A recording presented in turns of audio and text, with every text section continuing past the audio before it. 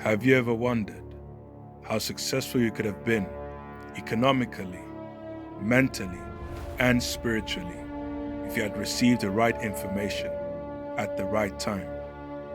Have you ever wondered how successful your children could become if you provide them with knowledge before they make key decisions in life? The destiny of future generations depends on our actions of today. Their well-being depends on our ability to preserve wisdom and pass on knowledge. What are you doing with your knowledge, with your experiences, and with your giftings? It was written aforetime, a generation awaits for the manifestation of your potential, our potential. It is time.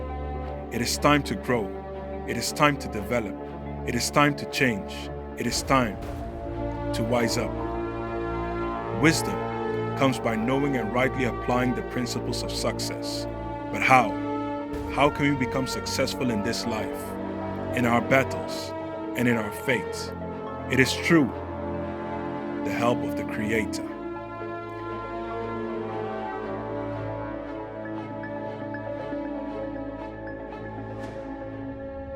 Join us this season on our quest for knowledge, wisdom, and salvation.